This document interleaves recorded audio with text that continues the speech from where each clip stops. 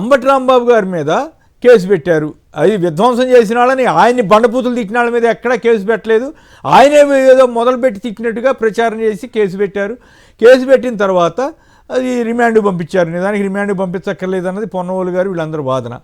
ఆ రిమాండ్ పంపించిన తర్వాత ఇప్పుడు ఆయనకి బెయిల్ వస్తుందని అనుమానించారో లేక ఇంకేమో కారణం, కానీ పోలీసు వాళ్ళు పోలీసుని తాటుకుని కలెక్టరేట్ ఆఫీసులోకి వెళ్ళటం మీద అక్కడ కొంచెం వాగ్వాదాన్ని దిగినందుకు కేసు పెట్టేస్తారా? కేసు పెడితే రిమాండ్, మళ్ళీ జైలు. ఎట్లా మళ్ళీ ఆల్రెడీ అట్లాగే జోగి రమేష్ ఇంటి మీద దాడి చేసిన వాళ్ళకేమో స్టేషన్ బెయిల్ ఇచ్చేశారు, ఆయన మీద మళ్ళీ కేసు అంట. కాకాని గోవర్ధన్ రెడ్డి మీద మళ్ళీ కేసు అంట. వాళ్ళంతా మళ్ళీ హైకోర్టుకి వెళ్ళాల్సి వస్తుంది. ఏమిటి లోకేష్ గారు ఏమో రెడ్ బుక్ రచించడం, ఇప్పుడు ఈయన ఫాలో అవుతున్నట్లుగా ఉంది. అట్లాగే రాజకీయ నిరసనలు కూడా పెరుగుతున్నాయి. జాగ్రత్తగా పోలీసులకి హెచ్చరికలు పోలీసులకి చెప్పారట. చంద్రబాబు గారు వాళ్ళ పేపర్లోనే రాశారు. సో ఏమిటి ఈ అంబటి రాంబాబు గారి ఇష్యూలో కానీ ఈ పోలీస్ కేసులు కాగవా? ఇట్లాగే చేసుకుంటూ వెళ్తారా? ఆయన ఇంటి మీద విధ్వంసం చేసిన వాళ్ళని ఇంతవరకు పట్టించుకోలేదు కదా, వాళ్ళందరికీ బెయిల్ ఇచ్చేసి పంపించేశారేమో. నిన్నటి వరకు ఆంధ్రప్రదేశ్లో అరాచక పాలనని రాష్ట్ర ప్రజలు గమనిస్తూ వచ్చారు. ఈ రోజున యావత్ భారతదేశం అంతా కూడా గమనిస్తున్నటువంటి పరిస్థితి అండి. ఏ దేశంలో ఏ రాష్ట్రంలో కూడా లేనంత అరాచక పాలన, మామూలు అరాచకం కాదు కదా. అసలు సంస్కారవంతమైనటువంటి వాళ్ళు ఈసడించుకుంటున్నారు. ఏంటి ఈ దౌర్భాగ్యం, ఏంటి ఇదేం పరిపాలన, ఇదేం ప్రజాస్వామ్యం అని చెప్పని. సరే, coming to the point, Ambati Rambabu గారి విషయానికి వచ్చినప్పుడు అప్పటికి నేను మాట్లాడే టైంకి ఆయన మీద 16 కేసులు పెట్టారు అని చెప్పి అన్నప్పుడు ఈ 16 కేసులు కూడా నిలబడేవి కాదని చెప్పన్నా, వాటిని అలా అలా పెంచుకుంటూ వెళ్ళారు. ఎందుకు నిలబడమని చెప్పామంటే సుప్రీంకోర్టు ఆఫ్ ఇండియా తీర్పులు ఏంటంటే ఒకే సంఘటన మీద బహుళ ఎఫ్ఐఆర్లు పెట్టడానికి వీల్లేదనేటువంటిది T T Antony versus state of Kerala తీర్పు అనేది ఉందండి. అంటే ఒకే ట్రాన్సాక్షన్, ఒకే అక్కరెన్స్ మీద రెండో ఎఫ్ఐఆర్ అనేటువంటిది చెల్లదని చెప్పని భారత అత్యున్నత న్యాయస్థానం చెప్పింది.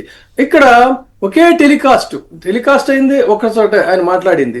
దాని మీద బహుళ ఎఫ్ఐఆర్లు ఎలా పెడతారు అనేటువంటిది ఇంకొక జడ్జిమెంట్లో కూడా Arnab Ranjan Goswami versus union of ఇండియాలో కూడా ఒకే ప్రసారం ఆధారంగా అనేక చోట్ల ఎఫ్ఐఆర్లు పెట్టడం అనేది హెరాస్మెంట్ తప్ప మరొకటి కాదు అని చెప్పింది. ఇటీవల తాజాగా తెలంగాణ హైకోర్టు కూడా అదే రకమైన ఇది ఇచ్చింది. సాక్షాత్తు ఆంధ్రప్రదేశ్ హైకోర్టు కూడా ఆ మధ్య బహుళ ఎఫ్ఐఆర్లు పెట్టడానికి వీలు లేదనేటువంటి చెప్పింది. అండ్ మోర్ ఓవర్ ఏంటంటే అగ్రీవ్డ్ పర్సన్, ఇప్పుడు ఒక ఇష్యూ మీద అగ్రీవ్డ్ పర్సన్ ఎవరైతే ఉన్నారో వాళ్ళు మాత్రమే కేసు పెట్టాలి తప్ప థర్డ్ పార్టీ పెట్టడం అనేటువంటిది లేదు. ఇక్కడ కాజ్ ఆఫ్ యాక్షన్ ఏంటి, జరిగింది మీరు అన్నట్టుగా. కాజ్ ఆఫ్ యాక్షన్ ఏంటంటే రాంబాబు గారి ఇంటి మీద దాడి జరిగింది. ఆ ఇంటి మీద దాడి జరిగి ఆయన్ని చంపడానికి ప్రయత్నం చేసి ఆ ఆస్తులంతా ధ్వంసం చేసి ఆ కుటుంబ సభ్యులను భయభ్రాంతులకు గురి చేసినటువంటి పరిస్థితి. నిప్పు పెట్టారు. నిప్పు పెట్టడం అంటే అంతకుముందు కూడా చెప్పి IPC section 335 mischief by fire, section 435, 436 కనుక పెట్టినట్లయితే వాళ్ళకి యావజ్జీవ కారాగార శిక్ష లేదంటే 10 ఏళ్లకు తగ్గకుండా ఖైదు విధించేటువంటి అవకాశం ఉందండి. తర్వాత 427 డ్యామేజ్ చేశారు. తర్వాత రైటింగ్ 147/148 ఇవి రైటింగ్. ఈ సెక్షన్లు ఏమి పెట్టకుండా వాళ్ళ మీద ఏదో అది కూడా ఏంటి ప్రధానమైనటువంటి వ్యక్తుల మీద ఆ ఎమ్మెల్యేనో ఆవిడ హస్బెండ్ ఉన్నారు, వాళ్ళెవరి మీద కూడా పెట్టకుండా ఏదో తూతూ మాత్రం కదా కేసులు పెట్టి ఈయన మీద మాత్రం బహుళ కేసులు పెట్టడం అంటే ఈ దేశంలో న్యాయాన్ని మీ చేతుల్లోకి తీసుకొని మీ ఇష్టారాజ్యం కింద పేటరేగిపోదామంటే న్యాయ వ్యవస్థలు చూస్తూ ఊరుకోవు. సో అదే గతంలో చెప్పినటువంటి తీర్పుల ప్రాతిపదికగానే గౌరవ ఆంధ్రప్రదేశ్ హైకోర్టు చాలా విస్పష్టంగా చెప్పింది. కాబట్టి ఇది వాళ్ళకొక చెంపపెట్టు. వాళ్ళు ఇష్టారాజ్యంగా ఆయన్ని అసలు జైల్లోంచి బయటికి రాకుండా మొత్తం రాష్ట్రాలన్నీ తిప్పి ఆయన అనారోగ్యం పాలు చేసి పూర్తిగా ఆయన యొక్క జీవితాన్ని ఛిద్రం చేసేయాలనేటువంటి ఒక రాక్షస క్రీడ ఏదైతే ఉందో ఆ రాక్షస క్రీడకి గౌరవ హైకోర్టు వారు మొట్టికాయలు వేశారు. ఇక పోలీసు ఉద్యమాల్లో అనేటువంటివి ఏంటంటే ప్రజాప్రతినిధులు వాళ్ళు డెఫినెట్గా అడ్డగేస్తారు, పోలీసులు దాన్ని నిరోధిస్తారు. కాదండి, మీకు వాటి గుర్తుండే మీద ఉంటుంది. పెట్టేటువంటి కేసు కాదు, పెడతారు. ఇక్కడ ఒక పాయింట్ చెప్పాలి, మీకు గుర్తుండే ఉంటుంది. చంద్రబాబు గారు ఎన్నిసార్లు పోలీసులను తోసుకుంటూ వెళ్ళిపోయి ఎన్నోసార్లు. ఘటనలు అనపర్తి కానీ కుప్పంలో కానీ అనేక చోట్ల లోకేష్ గారు ఎన్నిసార్లు చేశారు. పవన్ కళ్యాణ్ గారు అయితే పోలీసుల్ని వ్యతిరేకిస్తూ రోడ్డు మీదే పడుకున్నారు. మరి అయినా కూడా వాళ్ళ మీద ఇప్పుడు ఆ రోజుల్లో కేసులు పెట్టలేదు కదా. ఇప్పుడు అంతేకాదండి, అంతేకాదు. పోలీసు కాంగ్రెస్ కలెక్టరేట్లోకి గతంలో- వెళ్ళడానికి వీల్లేదని చెప్పి ఆయన ఏదో ప్రయత్నం చేస్తే అప్పుడేదో ఘర్షణ జరిగి దాని మీద కూడా కేసు. ఇప్పుడు ఈ కేసుతో పాటు దాన్ని ఈ కేసులో బెయిల్ వస్తుంది కాబట్టి దాన్ని టేకప్ చేసి రిమాండ్ అసలు కాదండి, పెద్ద పెద్ద ఉద్యమాల్లో ఆ రోజుల్లో కాంగ్రెస్ ప్రభుత్వంలో వి హనుమంతరావు గారు లాంటి వాళ్ళు ఊరుకురిగా మాట్లాడితే వెళ్ళి ధర్నాలు చేస్తా ఉండేవాళ్ళు, కేసులు పెట్టేవాళ్ళు. ఇలాంటి కేసులు, పొలిటికల్ కేసుల మీద వాళ్ళు పోలీసులు ఏమంటారంటే సార్ ఒకసారి వచ్చి సంతకం పెట్టి వెళ్ళిపోండి తీసుకొని అని చెప్పేవాళ్ళు. అలాంటి కేసు మీద దీన్ని పెద్ద భూతత్వం నుంచి గ్లోరిఫై చేసి చూపించి దీనికి ఎంత బిల్డప్ ఇవ్వటం అంటే ఈ రాక్షసానందం అసలు ఏంటో తెలియట్లేదు. పూర్తిగా ఒక రాక్షస వికృత క్రీడతో వాళ్ళలో వాళ్ళు సంతోషిస్తున్నారో లేదంటే ఆత్మన్యూనతతో వాళ్ళలో వాళ్ళు రగిలిపోతున్నారో వాళ్ళు. ఎందుకంటే వాళ్ళ బాడీ లాంగ్వేజ్, వాళ్ళ ఫీలింగ్స్ చూస్తే పూర్తిగా వాళ్ళ ముఖాల్లో చిరునవ్వు మాయమైపోయింది, సంతోషం మాయమైపోయింది. అది మరోవైపేమో హిందూ మతోద్ధరణ అంటారు. చాలా రకరకాల ఇది ఉన్నాయి. 2009లో ఆయన ఏం చెప్పింది, కొన్ని వీడియోలు కూడా వచ్చినాయి, అవి మళ్ళీ తర్వాత చెప్తా అనుకోండి. ఇక్కడ శ్రీశైలంలో శివభక్తుల మీద లాఠీ చార్జ్ చేస్తున్నారు. మరి ఇప్పుడు ఇది చంద్రబాబు గారు బాధ్యత వహిస్తారా? హిందూ మతం మీద అట్లా లాఠీ చార్జ్ చేయొచ్చా అని ఎవరన్నా అడిగితే ఏం చెప్తారు? ఒకటి ఇక్కడ గమనించాల్సింది ఏంటంటేనండి, ఇందాక అది వేశారు ఆయన చంద్రబాబు నాయుడు గారు మాట్లాడుతున్నటువంటి మాటలు ఉదయాన్నే వింటే మనబోటి అంటే స్వామి వారిని ఆరాధించేటువంటి వాళ్ళం, నిత్యం తలుచుకునేటువంటి వాళ్ళకి ఎంత బాధాకరంగా అనిపించిందంటే నాకైతే, నేను దీన్ని చాలా సింపుల్ గా మీకు సంస్కృతంలో చెప్తాను. తెలుగు లిప్యంతరం పవిత్రం తే ప్రసాదం హీ రాజ నిత్యర్థ ముదీర్యతే కటువాక్యై ఘూర్ణంతి భక్త హృదయాన్ని దుఃఖిత తద్వాక్యా శరసంఘాతాన్ భిందిత్వం కరుణానిదే మన సంరక్షణాయ పాహి భక్తాన్ వెంకటేశ్వర. ఓ వెంకటేశ్వర స్వామి, నీ పవిత్ర ప్రసాదాన్ని రాజకీయ ప్రయోజనాల కోసం ప్రస్తావిస్తూ ఒక దారుణమైనటువంటి కటువైనటువంటి మాటలతో భక్తుల హృదయాలను కలవరపెడుతున్నారు. ఓ కరుణానిధి, ఈ దూషణ వాక్యాల యొక్క ముష్కరుల యొక్క మాటల్ని, వాళ్ళ చేష్టల్ని కూడా అణిచి భక్తుల మనోభావాలు రక్షించవయ్యా అనేటువంటిది ఈ ప్రార్థన.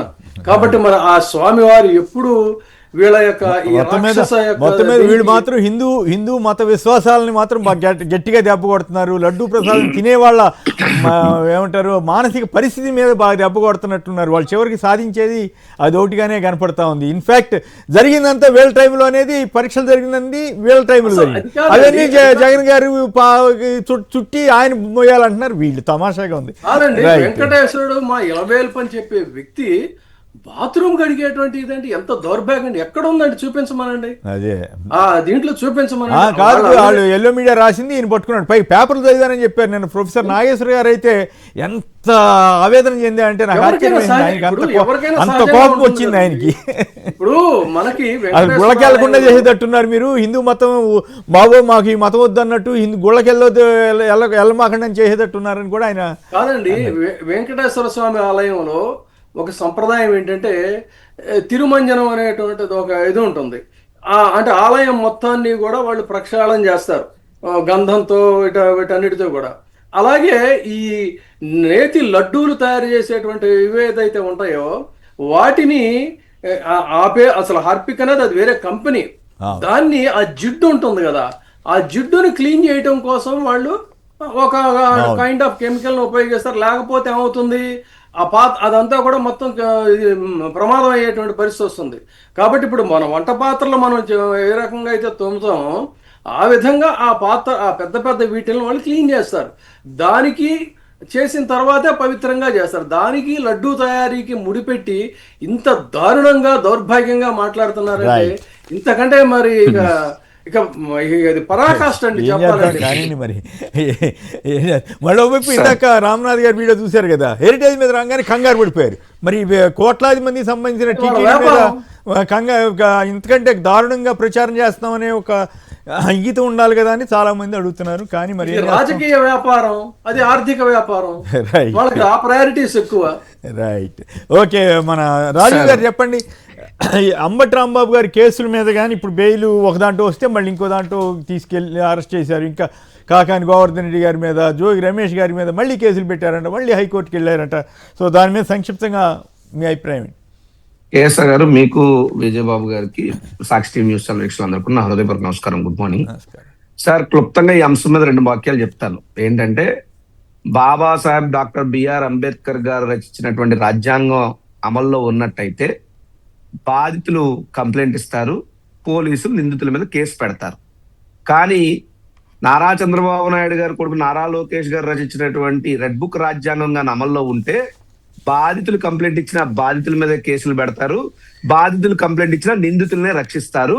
నిందితుల్ని కనీసం ఏ ఒక్క చిన్న యాక్షన్ కూడా నిందితుల మీద తీసుకోకుండా బాధితుల్నే తిరిగి నేరస్తులుగా నిరూపించేటటువంటి అతి గొప్ప ప్రక్రియను పోలీస్ వ్యవస్థ అవలంబిస్తా ఉంది. ఇది చాలా దురదృష్టకరం. ప్రజాస్వామ్య మనుగడికి ఇది ప్రమాదకరం. ఈ రాష్ట్రంలో వీళ్ళు చేస్తున్నటువంటి పాలన వల్ల ప్రతిరోజు అనునిత్యం ప్రజాస్వామ్యం కూని అవుతూనే వస్తుంది. ఇక్కడ అంబటి రాంబాబు గారి విషయమైనా, కాకాని గోవర్ధన్ రెడ్డి గారి విషయమైనా, జోగి రమేష్ గారి విషయమైనా, వీళ్ళంతా ఎవరు?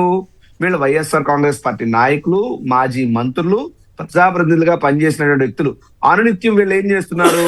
ఈ యొక్క కూటమి ప్రభుత్వం చేస్తున్నటువంటి ప్రజా వ్యతిరేక విధానాలని మీడియా ద్వారా ప్రెస్ మీట్లు పెడుతూ, ప్రజాక్షేత్రంలో పోరాటాలు చేస్తూ, ప్రభుత్వాన్ని నిలదీస్తూ, ప్రభుత్వ వ్యతిరేక విధానాలను ప్రజల్లోకి తీసుకెళ్తున్నారు. వీళ్ళ నోళ్లను కట్టడి చేస్తే, వీళ్ళని భౌతికంగా ఆపగలిగితే ఈ ప్రభుత్వం చేసినటువంటి తప్పులను, తడకలను ప్రజల్లోకి ప్రచారం, వాస్తవాలు వెళ్లకుండా అడ్డుకోగలవనేటువంటి కొంత అభిప్రాయంతో చంద్రబాబు నాయుడు గారు ఈ రకమైనటువంటి దుర్మార్గ కార్యక్రమాలకు పాల్పడతా ఉన్నారు. చంద్రబాబు నాయుడు గారికి కానీ, కూటమి ప్రభుత్వానికి కానీ నేను ఒకటే చెప్తున్నా, ఈ రకంగా నాయకుల్ని జైల్లో పెట్టి ఏదో మీరు ఆపాలని అనుకుంటే మీ తాటాకి చప్పుళ్ళకి అదిరేది లేదు, బెదిరేది లేదు. వైఎస్ఆర్ కాంగ్రెస్ పార్టీని మీరు ఆపాలనుకోవడం అంటే అరచేత్తో సూర్యుడిని ఆపాలనుకోవడం తప్పితే మరొకటి కాదు. అనునిత్యం ప్రజల కోసం పోరాటం చేసేటువంటి జగన్మోహన్ రెడ్డి గారి నాయకత్వంలో కార్యకర్త నుండి మాజీ మంత్రి వరకు ప్రతి ఒక్కరూ మా గలం విప్పుతాం. దిక్కులు పెక్కటిల్లేలా ప్రజల తరపున ప్రతిధ్వనించే ప్రతి గొంతుగా మీ మీద పోరాటానికి సిద్ధమయ్యే ఉంది. ఆ విషయాన్ని మర్చిపోవద్దని చెప్పి ఈ యొక్క కూటమి ప్రభుత్వాన్ని నేను తెలియజేస్తున్నాను సార్.